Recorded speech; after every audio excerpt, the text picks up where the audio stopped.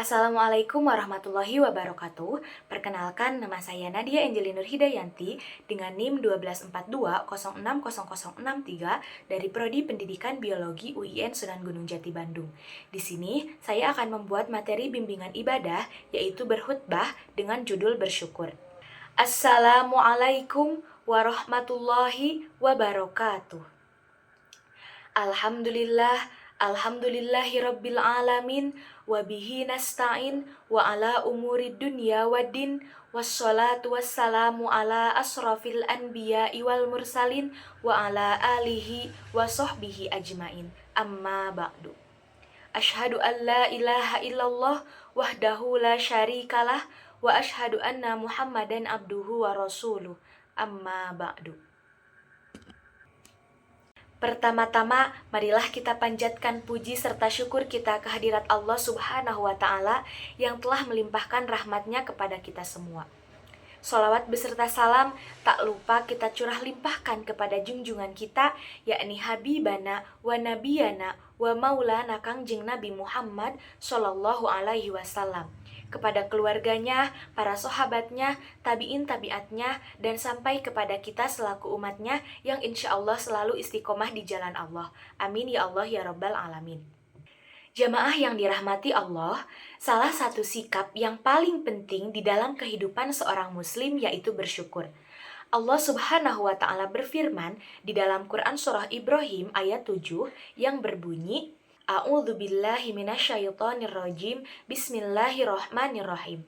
La in syakartum la azidannakum wa la in kafartum inna adzabi lasyadid. Yang artinya, jika kalian bersyukur, niscaya aku akan menambah nikmat kepada kalian. Tetapi jika kalian kufur, maka azabku sangat pedih. Nah, ayat ini menjelaskan bahwasanya rasa syukur itu bukan hanya sekedar pengakuan terhadap nikmat Allah Subhanahu wa Ta'ala saja, tetapi juga menjadi sebab bertambahnya nikmat di dalam kehidupan sehari-hari kita. Nah, syukur ini tidak hanya cukup diucapkan dengan lisan seperti alhamdulillah saja, namun juga harus disertai dengan hati yang merasa cukup dan juga perbuatan yang mencerminkan penggunaan nikmat di dalam hal-hal yang Allah ridhoi.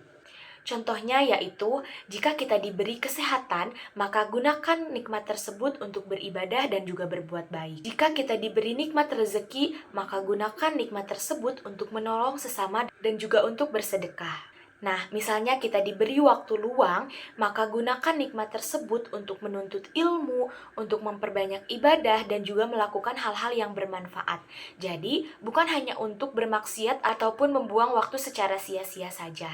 Banyak orang yang merasa hidupnya selalu kekurangan, padahal nikmat yang mereka punya itu sangatlah banyak. Kenapa sih hal itu bisa terjadi? Nah, hal itu bisa terjadi karena orang tersebut tidak pernah bersyukur, sehingga otomatis hidupnya pun tidak akan pernah merasa cukup, terus selalu gelisah, ataupun bahkan hidupnya tidak akan pernah bahagia. Namun sebaliknya, ada juga orang yang senantiasa bersyukur padahal hartanya sedikit. Tetapi karena orang ini selalu bersyukur, maka otomatis dia akan selalu merasa cukup dan juga hidupnya menjadi lebih tentram. Nah, maka oleh karena itu, jangan menunggu kaya dulu ataupun mapan dulu untuk bersyukur. Justru dengan bersyukur kepada Allah, maka nantinya Allah pasti akan menambah nikmat kepada kehidupan kita. Sedikit yang disyukuri akan lebih baik dibandingkan dengan banyak yang dilalaikan. Jamaah yang dirahmati Allah, marilah kita mulai biasakan untuk selalu bersyukur, bahkan atas hal-hal kecil yang biasa kita anggap sepele. Mulai dari bangun tidur, kita masih diberi kesempatan untuk bernafas, kita masih diberi kesempatan untuk makan, kita masih diberi kesempatan untuk minum, kita masih diberi kesehatan, bahkan kita masih diberi kesempatan untuk hidup. Itu semua merupakan nikmat luar biasa yang Allah kasih kepada kita dan layak untuk kita syukuri setiap saat.